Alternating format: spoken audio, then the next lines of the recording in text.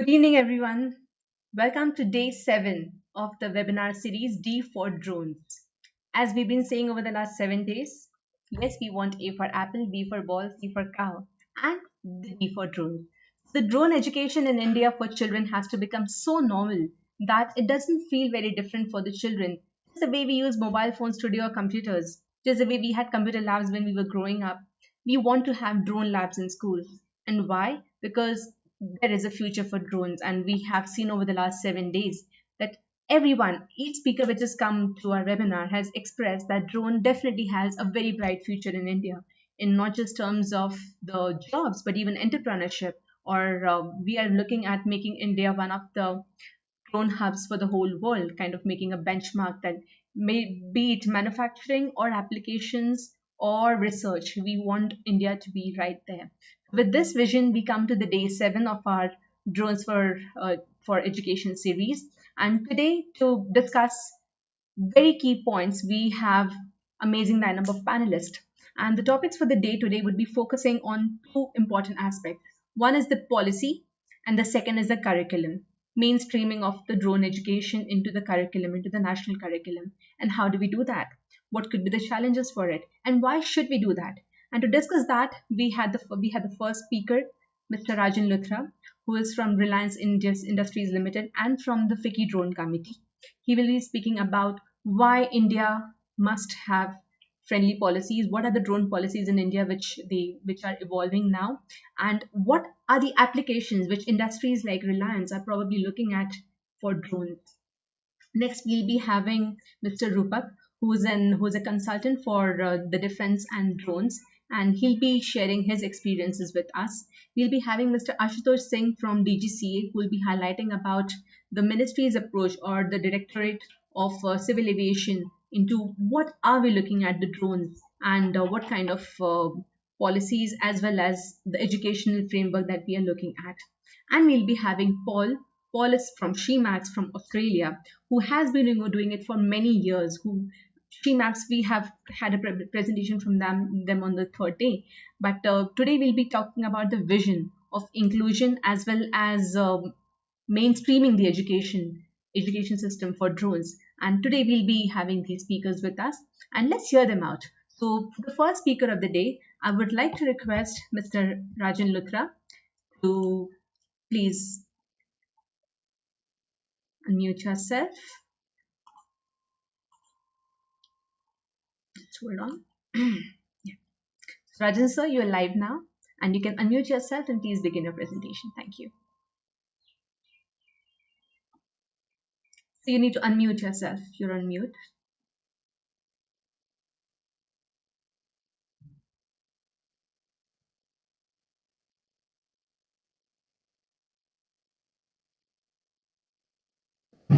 You can hear me now? Yes, sir, we can hear you. Thank you. Great. Just let me know when you can see my screen. We can see your screen, sir. Thank you. And we can see you as well. Excellent. Good afternoon, everyone. My name is Rajan Luthra. As Ruchi just mentioned, we are responsible for a lot of policy advocacy in FICCI as a dedicated committee on drones. We work with the industry as well as with the government in the initiatives which enable a lot of these policy and regulations around the use of drones, especially in the civil sector. I call drones as the next frontier because, in my view, we will see in the next 10 to 20 years drones becoming almost as important to every one of us as the automobiles have become over the last few decades. And I think it is very important that every one of us, including right from the school to the colleges, we have education and awareness about drones becoming available, and we are all using them in a safe manner. I will be covering in the next 5 minutes a little introduction about where is the industry headed, what are the changes which are happening in the regulations, where are the applications of drones, and how different skill sets need to be acquired for all of us to become a part of this nascent and upcoming industry. Uh, India has taken a lead in the area of drones because of a lot of startups that have come up in the last 5 to 7 years.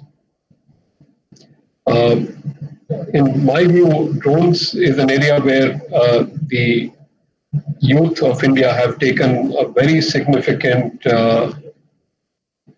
step in not just trying to replicate what is happening all over the world, but also really innovating in a major way in creating a complete ecosystem around the drones, as we will discuss in the next few slides. This is now matured, where companies like Reliance have now invested in startups, and we have become as a major player in the entire drone industry, which is now taking shape. Most of the corporates are now realizing that, like artificial intelligence and many other new technologies, drones is a very generic technology that will help in multiple use cases, as we will see in the next few minutes. Just as an example, in the last annual report, which was released by our chairman in the last week, the Reliance Industries annual report of FY 1920 talks about drones in a major way. In fact, it's mentioned 8 times. There was a research carried out 2 years back which talked about drones becoming close to $1 billion industry in the next 1 or 2 years. And several thousand jobs will get created this year and in the next few years. More than just the jobs, McKinsey, in a report which was published recently, talks about the impact of drones that will have on the economy. The USA, it believes, will have an impact of up to $46 billion in how drones will be utilized in various applications. FICCI and Ernst & Young have actually made multiple reports, which I presume are available on the web, and many of you should be able to read them and gain a lot of understanding about what this industry is about. At FICCI, we are working very closely with the industry, the startup ecosystem, as well as with the government stakeholders to support the drone regulations. Just this month itself, we have had inputs being given on the draft unmanned aircraft systems rules 2020 by the Ministry of Civil Aviation, where we took inputs from almost more than 50 plus people in the industry. And we shared our inputs as a collated document with the Ministry of Civil Aviation. Specifically to education, we have made one key recommendation that the nano drones, the smallest version of the drones, should be allowed to be used in the educational, recreational, and experimental purposes as model remote piloted aircraft systems in the designated areas. And we believe in the future you would have potentially each and every school or college considered as a designated area where drones can be used. In the last few months, the government has taken a very significant focus on allowing not just the defense or the police forces to use the drones, but even the government agencies and some private sector use of drones for even COVID-19 response, as well as the recent locust infestation in some of the northern states of India. Multiple experiments are already underway, which have been permitted for beyond visual line of sight of drones. And railways and Indian Oil have recently been given permission to have drones being utilized for track surveillance and pipeline inspection. More than anything else, I'm very confident that this Umitwa scheme, which was announced by the Prime Minister of India on 24th of April for survey mapping of the entire 6,62,000 Indian villages, will really transform the way not just for the drone industry, but the way our rural hinterland actually utilizes data and information systems for their welfare. Within this month, we had the first NPNT flight being taking place by Quidditch and Asteria Aerospace, which is now a Reliance Group company, performing the first flight using the digital sky platform. You will learn a lot more about this in the next few months as these things become more public. I've tried to capture here the 5 categories under which at a macro level drones are used today: for inspections and monitoring, for surveys and mapping, for surveillance and response to various events. The entertainment industry uses drones a lot for photography and videography at weddings and multiple events. And the last mile delivery, which catches a lot of attention from all the large e-commerce and other ecosystem of the retail industry. These 16 sectors that are listed here, among the top 5 are people who have been using drones for the last many years. And I think especially in the armed forces and police and paramilitary, drones have been used for many purposes and in the border areas as well as in the cities. But most of the commercial sector will start seeing the use of drones in the next few months and few years on an ongoing basis. And I think this is the area where all of you should be paying a lot of attention.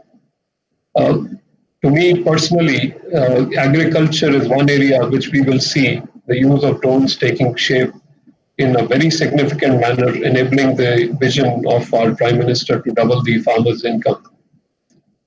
Healthcare is another area where all over the world emergency supplies of medical medicines and as well as other equipment has been used using drones. Let me come to the skills that are available for making drones become a relevant industry. When we have in the next 4 years the Swamitpa scheme being launched, you will see almost every single village of India having the use of drones to capture the boundaries of the Abadi areas, the Lardora areas, and you will see the local youth becoming pilots of drone application and starting to map out the areas, not just the farmland, but also the so-called Abadi areas under the drone scheme. The autonomous systems, which we hope will become enabled as per regulatory policy in the next few years, combined with the flight controls, is another very interesting area where India has started taking some steps. Rogue drones is a big threat to not just the government critical infrastructure, but even for private sector. And I think counter drone systems using radars and RF scanners and RF jammers is going to take up a lot of shape.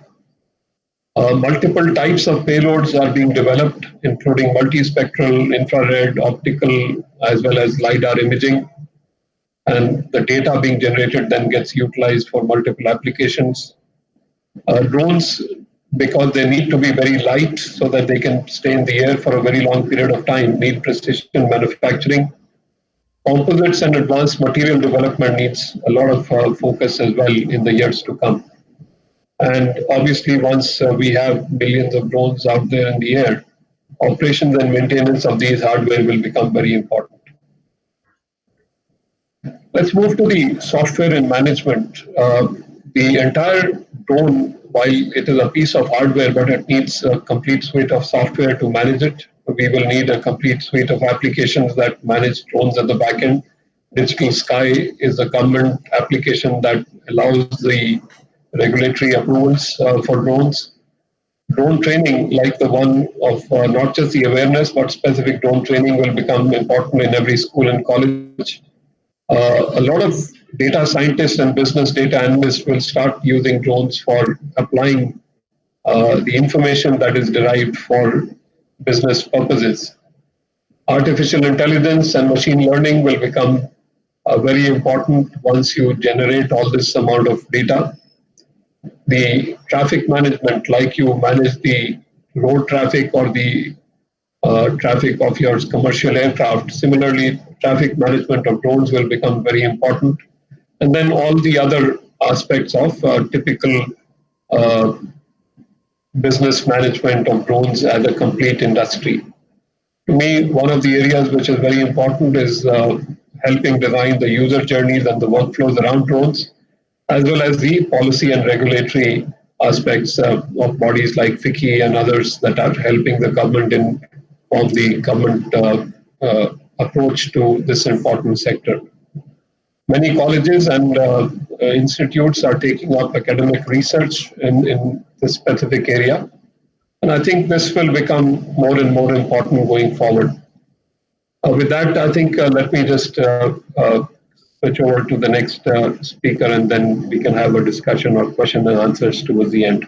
Thank you.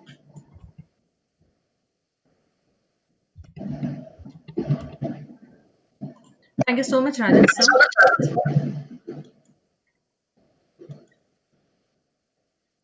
Thank you so much. So we would move to our next speaker of the day. And I think I'll request Paul to first come online because you have a little more practical and hands-on approach towards education. Paul, could you please unmute yourself? Yeah, sure. Thanks, Richie. Awesome. Yeah, look, more than happy to share. Let me just sort of try and navigate this here, Richie, and see.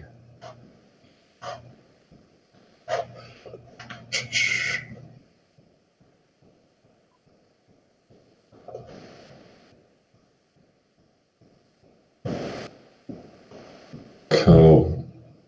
All right, can you see that, Richie? Yes, Paul, it's about to come. So, yeah, look, I'll just sort of share a little bit about the story of SheMaps first. I'll just sort of give a little bit of a context here, and I really want to touch on a bit of that policy and that mainstreaming drones into curriculum. So I think there's some things that we've really learned over the last 4 years of running this program here in Australia, and then working with yourself, Ruchi, and others over in areas where drones are sort of really starting to emerge as well.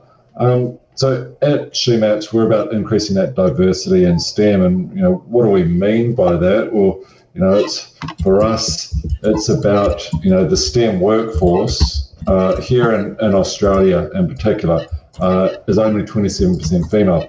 Now, the interesting thing is that India does a really good job of producing female STEM graduates straight out of university. But then there's also probably some other challenges around maintaining diversity in other sectors of your community over there, just as we've got that here in Australia. Interestingly, female drone pilots and aviation pilots are less than 6% of the workforce. And this is where we're going to unlock that potential of our STEM workforce. That diversity in thought really brings about different ways of solving problems. And I'm going to touch on that problem solving shortly as well, because that's actually a critical part of this drone industry that we started is emerging with us. And here's another part of that problem is that when we think about science, particularly over here in Australia, when we talk to kids about this, when you talk about STEM or science, they automatically think chemistry. And Google does a really good one on this. You Google scientist and look at what the Google images bring up here in Australia. It'd be interesting to see you do this over in India as well, and whatever your favourite search engine over there. Look at the imagery of scientists, and for us, it comes up as someone in a white lab coat, test tube speakers, microscopes, and a lot of kids go, well, I don't like science or I don't like STEM, because this is the image that they have in their mind. Combined with the lack of female role models in the STEM workforce, and for us here in Australia, a lot of the teachers, the teaching cohort is largely female, so they as they have been growing up, haven't been exposed to digital technology as part of their education. So there's a number of factors here that really we need to address in order to get our kids, as they're coming through school, to be equipped with digital technology skills. And what we find is that around that 6th to 7th year of schooling is that girls in particular self-select out of STEM subjects. And so you had us making some really strong decisions early on in their schooling around what they want to be and where they see themselves in the future.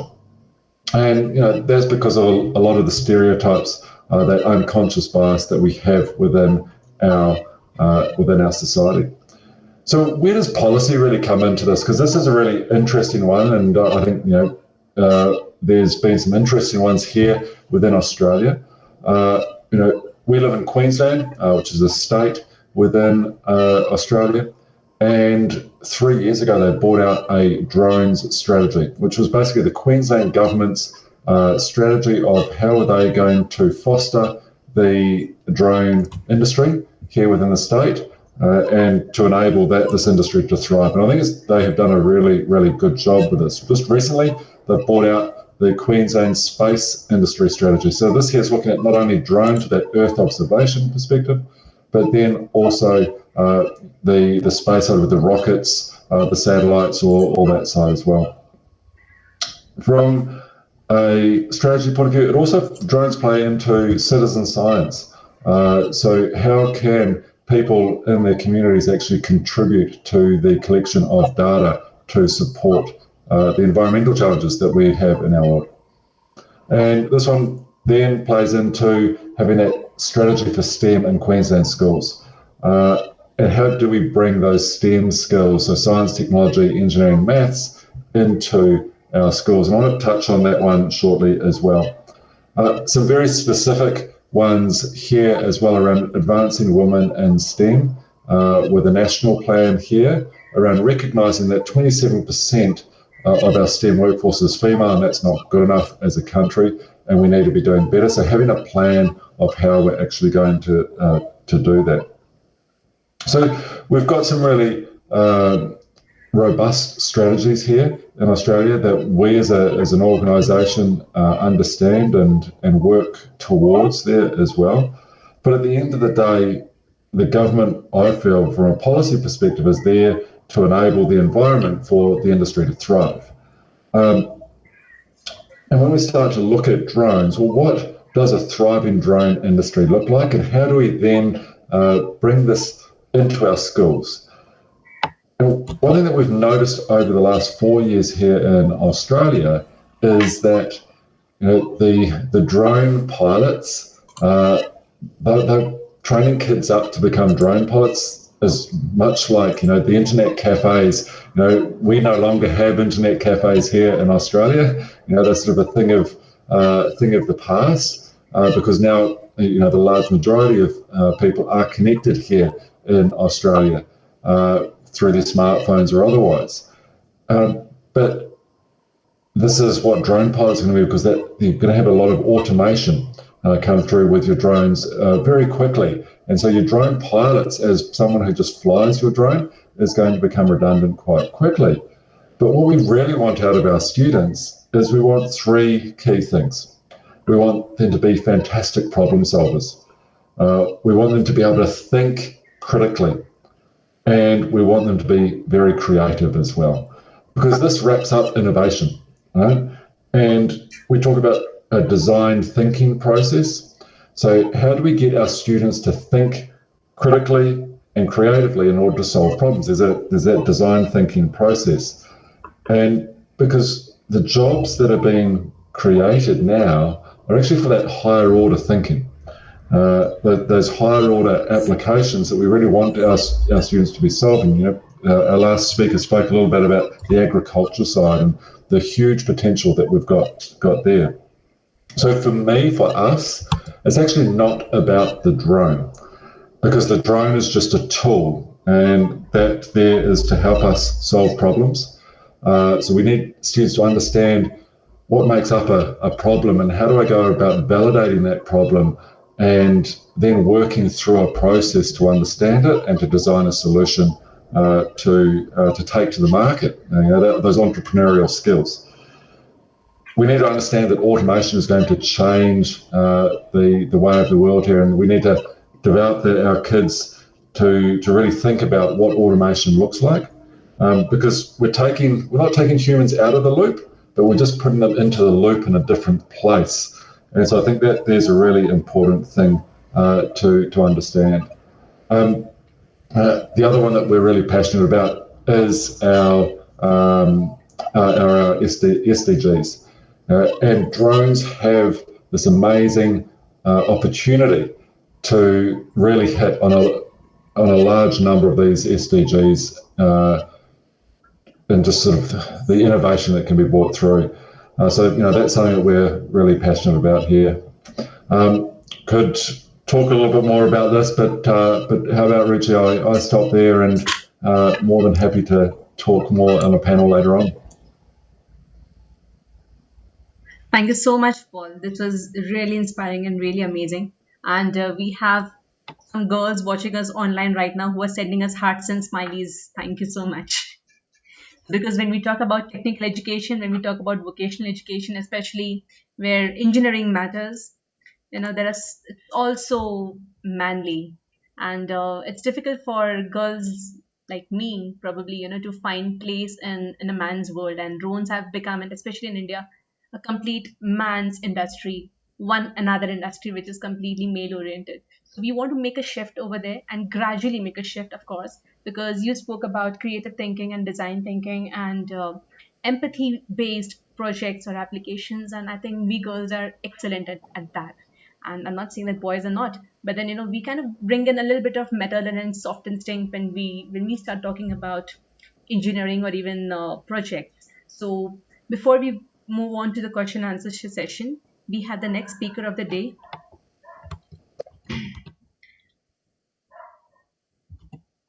I request Mr. Rupak Jakmola to please unmute yourself, and so that we can hear about your journey and your experiences with drones. I know that you have traveled internationally talking about drones and various applications. So we would really like to learn from you that where does Indian institutions stand when it comes to competitiveness in drone industry, and are our children or our education system ready for it, and what do you feel about it? Mr. Rupak? Yeah. Hi, everyone. Good evening. So this is going in a very interesting way, and Mr. Luthra spoke a lot, and he's actually given out all the points where we are as a country and what's happening in the drone industry.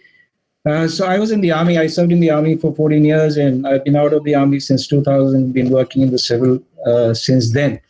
Been involved with drones for the last 8-9 years, and this is both in defense and in commercial applications.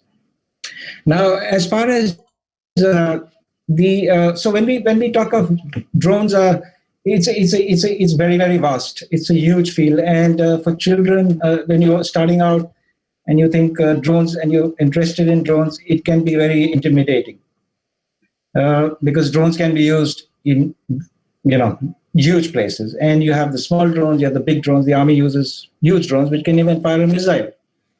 But coming back to the school aspect of things, the thing is that there is a fun part in drones and there is a work part in drones, and I think that at the school level, I mean, at least as far as India goes, we need to start with the fun part so that the children really get interested, and for that we must in our schools. And I've been working with the skill councils, and I know Ruchi has also done a lot of work in training programs. I think the thing is that schools and universities or educational institutes at different levels should start off with setting up drone labs where children can actually experiment with the different facets of a drone, because a drone we just see flying in the sky, but behind that flying in the sky, there's a lot of physics involved, there is science involved, Paul talked of science being lab coat, and he's right, because people think that science is only about about chemistry, but there's so much more to science than that. And so if we set up labs where children can understand that, okay, there is a manufacturing aspect of drones. How do you manufacture drones? There's a flying aspect of drones.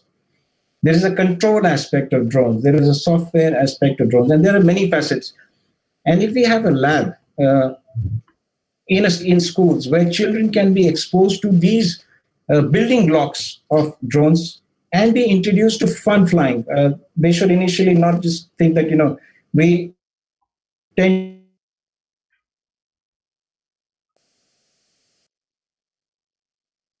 that is a flying object. Once they're comfortable with something in the sky, that, and then we come to the aspect that ultimately a drone by itself is nothing unless it achieves aim. And then we graduate these children who have got shown interest and who are, who can do something with their hands and have the creativity to do something, into working on problem solving. So Paul very rightly said that we need to have people who can solve problems. And for that, what we can probably do, and the government can do, and maybe the skill council can do, is introduce a competition for districts at different levels, where a problem is given by someone like, say, FICCI or from the industry or from the government. A problem is given that this is a problem that we have, or this is something that we want. We may not have a problem, but this is something that we want. Maybe it's a swarm of drones working together to, let's say, seed a farm, for example, in agriculture. And we give this problem to the students, and I'm not saying give a big problem which they can't solve, but give something which they can solve. And they come up with solutions, and we have a skill competition on a state level, India level, whatever. But we have competition, because the moment you have a competition and the wherewithal is given to achieve something in that competition, what we will find is that children work towards creating a solution. And once we have, and those solutions can then be taken up by the industry and made into something practical and usable. And by the end of it, and with this, the whole ecosystem begins to grow. And the ecosystem is important, because one without the other is not going to work. You can have a lot of pilots. Everybody thinks of just, that we'll go fly a drone. But that's not it. Somebody's got to make the drone. Somebody's got to maintain the drone. Somebody's got to do the programming for the drone to fly. Somebody's got to be a telecommunication expert to make sure that the drones, you can receive the video, you can communicate with the drone. So all these different parts, these building blocks. So my focus, my thing is that we need to build these building blocks at the school level. And at least, if not, I know that we can't change the curriculum totally, but at least if they're introduced to these building blocks and they can begin to focus on them and then build solutions on them, then we may reach somewhere where further when they go into, they graduate from college and other places, they are ready to be absorbed by the growing drone industry. So that's what I have to say about drones. Thank you. Thank you so much, Mr. Rupak. So we were expecting Mr. Ashutosh from DGCA to join us, which I don't think he has joined.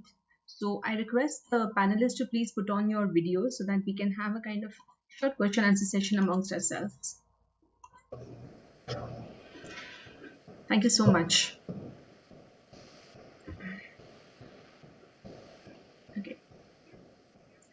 So Mr. Rupak, you can put on your video now. So we'll be having a short question answer session.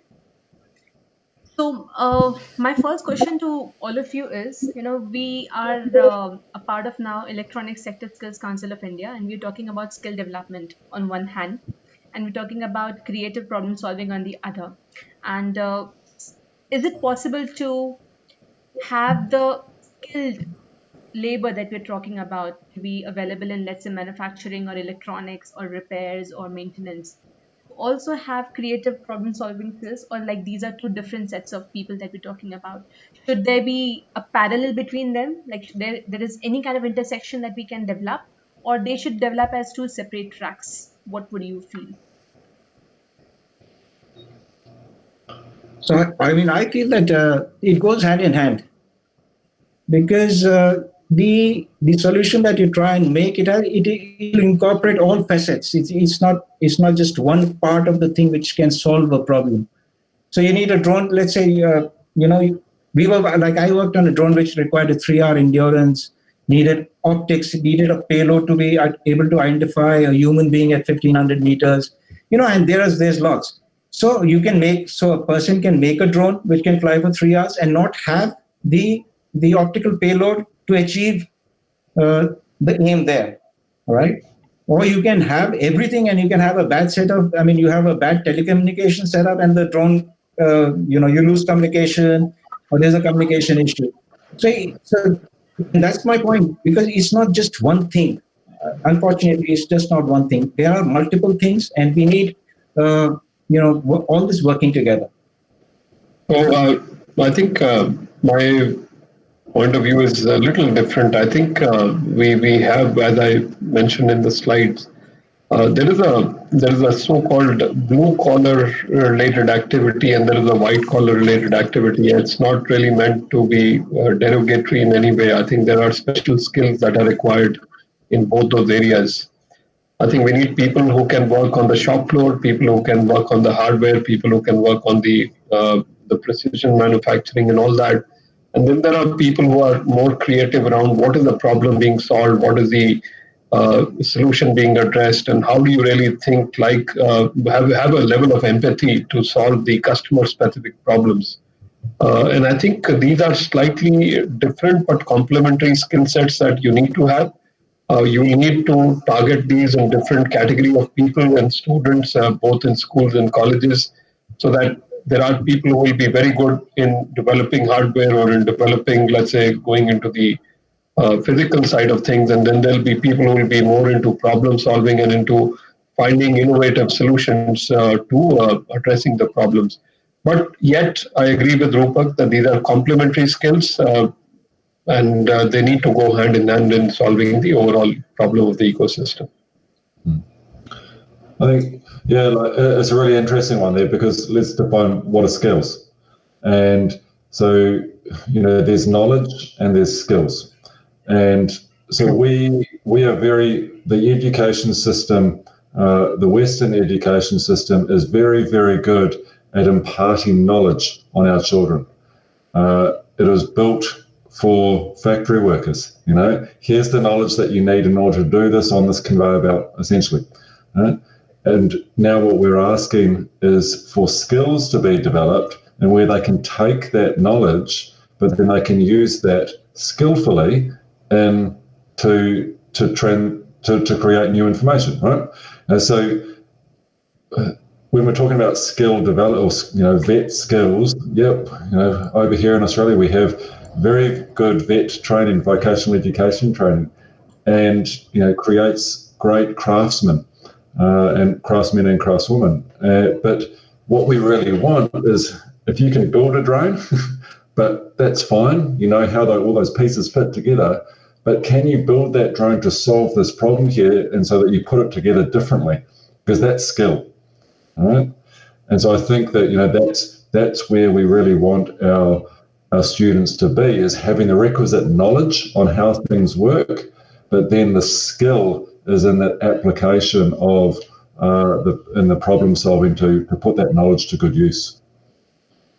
Yes. Paul, when you are in a group of with a group of students in a school, do you feel that some children have more inclination towards the creative aspect, the application aspect, and some might find coding more interesting, or some might find that the structure of how the drone is made is probably more interesting? And do you feel that there are 3 different sets of students, or you feel that they're all merged together and any child can develop into anything?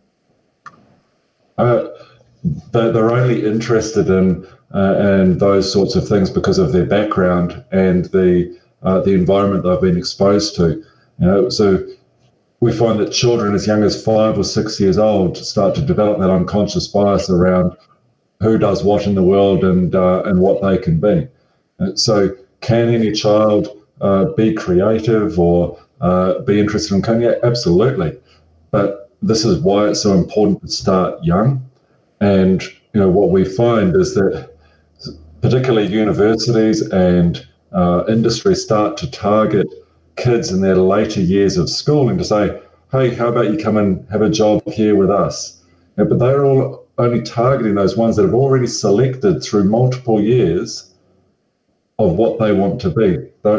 We've lost a whole lot of the rest of our talent pool earlier on. So, can our children be creative and it doesn't matter where they come from? Yeah, absolutely. We've got to look at that experience that they have early on. So probably the motto should be that in the early years, you give them all kind of exposure and let Right. them grow through their own creativity. And at least don't deter them saying that, what, you are only good for this and you're not good for that, something like that. Just let them explore their own potentials, right? Absolutely. And have really strong role models so they can see it to be it. Because at the end of the day, a young girl is not going to look up to an old man like me, right? It's not going to happen. So we need to have those relatable people in front of our children that they can go, I want to be like that person. Interesting. So I remember when Natalie was here, she was saying that every district you try to find some local leaders, some local influential people who have been using drones, and then you bring them to the class and let them talk to the children about what they do and get inspired by their stories, right? Absolutely. It's got to be relatable, right? If it's a target that's too far out in the future, for young kids, they can't see it. They got to touch, Absolutely. feel, imagine what they can be.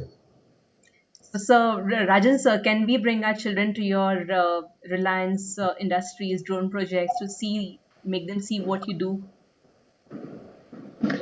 No, I think that is always open, but the key really is about exposing in the kind of drone labs that we spoke about. I think the real thing is not to take people specifically or especially children in both in schools and colleges to go and visit and undertake maybe some internships in the industry, which is important. But I think at the very early stage, I think we need to start exposing the children about the potential of what this industry offers, both practically and even theoretically, at a very early stage. My view is we really need to focus on letting these drone labs become more and more interesting as to how can you use the simple technology which is out there using some kind of a hardware, some kind of software to really start solving problems and what are the type of problems. One of the most fascinating problem for me that I believe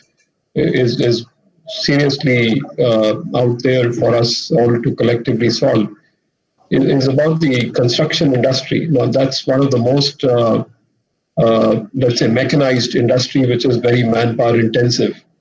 How do you automate something like that in using drones, not just outdoors, but even indoors to do a lot of tasks that are typically manpower intensive and many a times dangerous? How do you use drones to drive safety for even your workforce? Many of us operate in hazardous industries. How do you use drones to do typical inspections or validations inside hazardous areas? I think it's really we are at the very nascent stage of this whole ecosystem, and I think the applications as well as the sensors and the use of data and machine learning is only going to keep growing as we start gathering more and more applications around this. Also, Rajan, so a lot of, I come across people just give me a call and say that we need a particular state government is demanding 100 drones, 200 drones, and they're releasing an RFP and demanding a lot of drones very quickly. So, how hasty should we be in our approach in building this skill pool that we're talking about in India? And what do you think should the timeline look like? If you, let's say, you're talking about even FICCI, you were talking with various industries and various drone applications in all the industries. So where do you see the timeline could be? Like how quickly these skill sets should be developed? Well, unfortunately for us, everything is as of yesterday basis, and I think we are already lagging behind in developing the skill sets. The industry as well as the government are already moving ahead. There is this whole Swamit project, which in the next 4 years is going to map out, as I said, 6,62,000 villages. And there is an opportunity to train not just in the urban schools as such, but even in the hinterland, taking the young people who have a good hand and eye coordination and in training them and certifying them as pilots and potentially using them rather than transporting pilots from the urban areas.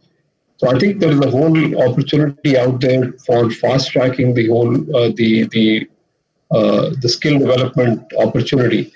And it's not very complex. It need not take multiple years of becoming a drone pilot. It can be done in a short time frame. It can be done by certified educational institutions. There were discussions which are happening out there, which I think as early as next week, you will get to hear some certifications around this. These bodies who are imparting such training. Thank you for that. So I think we need to really gear up very quickly, and even we as content developers or as educators or as coaches or as mentors for these students, even we need to hurry up, because when I hear the demands that we need 200 drones maybe next week, I have no idea where to hunt for them in the entire country, because I don't know how quickly the manufacturers can scale up their production, and whether those kind of investments are available, or whether that kind of capacity building is available to even double up the manufacturing capacity. So I think the industry will solve their part of the supply and demand problem. I think we need to focus on the supply of the trained stakeholders from the both as pilots as well as people who need to manage all the back end work that needs to go around. sure. Yes. Thank you so much. And so let me just check if there are some more questions from the audience, from a live audience. Okay, not significantly. Okay, fine. So before we come to the close of this webinar, I would request if anybody has any closing remarks before I move to ESSCI to give their closing remarks.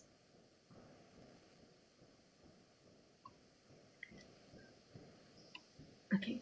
I request Varun from Electronic Sector Skills Council of India to please come online, unmute yourself so that we can hear you, and a closing remark not just for the webinar today, but also for the webinar series, and help us get a roadmap about how do we proceed further, and what is it in line for Project Wing, for Carodro, for UK Robotics, and for ESSCI in the future, and what kind of spanning of the skills are we looking at? Thank you.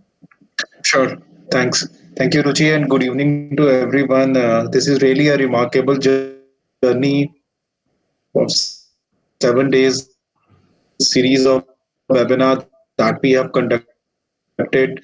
And special thanks to Ruchi and the Kaya Robotics team, along with the ESCCI team, Aman, Shiv, and everyone was there. They were, completely working day, all the panelists. So I'm really thankful to all of you. It's really a great journey. And a special thanks to all the panelists as well, those who have come today and all the 7 days. It's been a great discussion, really, really helpful. And we already have developed a particular qualification pack that we want to circulate it into the school curriculum, and we want to have those curriculum being to be taught at the early level.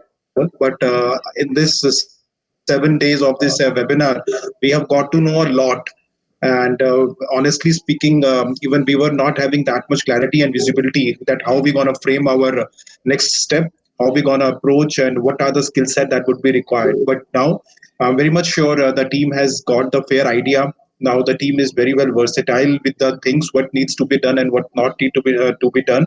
And the panelists that we had today and in the last 7 days, there's been a lot of discussion about skills basically, and that is what is required. What appropriate skill sets at what age, and what are the current demand. And it's not always about the job basically. Every time when we talk about the skills, we always talk about the industry demand, industry jobs, and things like that. But if we are able to incorporate some specific skills maybe through drone technology or through any kind of technology, whether it's robotics, it's AI, it's IoT. It's always helpful for a candidate. So that's the purpose actually. But drone being one of the object which has a lot of integration of various technologies. It has motors, it has batteries, it has physics, it has thermodynamics, so a lot many things are there. So that's the beauty of this product. That's why even I also want through this, and it's a very fascinating object. When we talk to any kid and we tell them, "Okay, it's like a game," and but with the virtue of that game, you can learn lot many things, and that is what required: experiential learning, practical learning.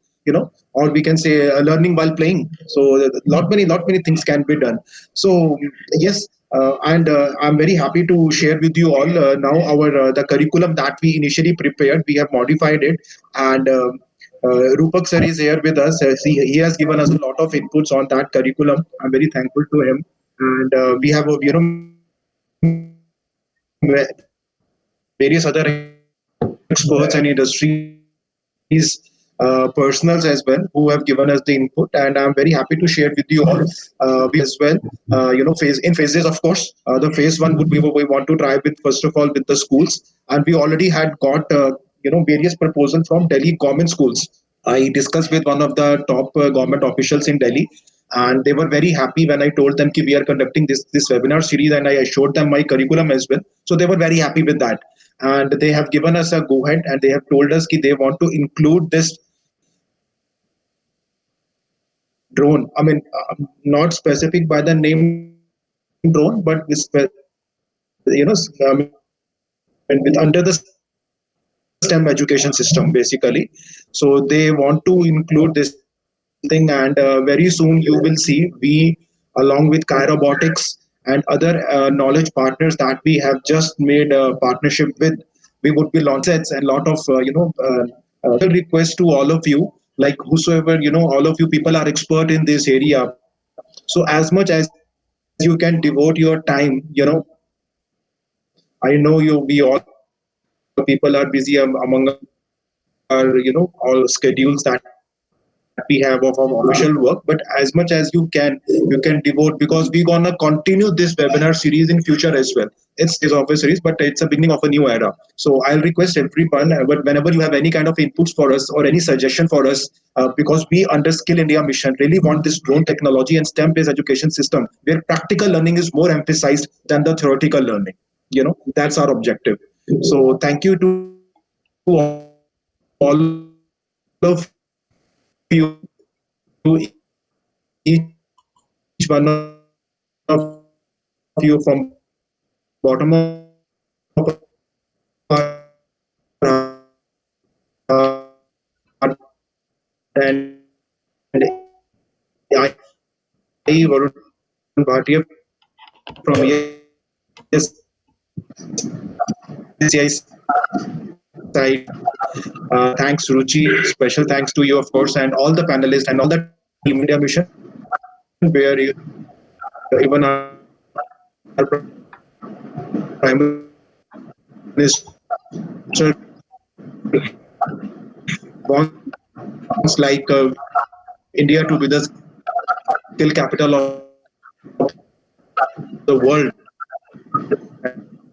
and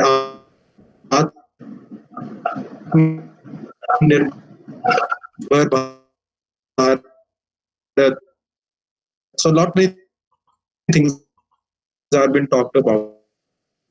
So we really want to put our stone as well in this foundation, and looking forward for the long-term partnership and suggestion and feedback from all of you. So thank you, everyone. Thanks a lot. So, once again, thank you very much. We as Carabotics and as India Flying Labs, we do conduct regular courses online as well as in person with a lot of multi-stakeholder groups. We just last month we had something called Advanced Course in Drones for Development, which was absolutely well received. And the way we spoke about the design thinking and the creative aspect of it, we did propound on that. And me myself are I'm into design thinking consulting, so we definitely do it a lot. And I really hope that with Project Wings launching, we will be able to work a lot with school students and with the educators from the schools and make them into coaches for drones, into drone projects, and come up with amazing creative projects with the help of SheMaps methodology that they already have, and bring it to the schools all across the country. So with this, thank you very much for joining us for this webinar series. I thank all the panelists here to share their for sharing their views and with their experiences so generously with all of us. I thank you once again from the bottom of my heart and hope to see you in the future very soon. Thank you everybody for watching us live. See you soon. Thank you. Bye. Thank you. Thank Bye-bye. you. Bye bye.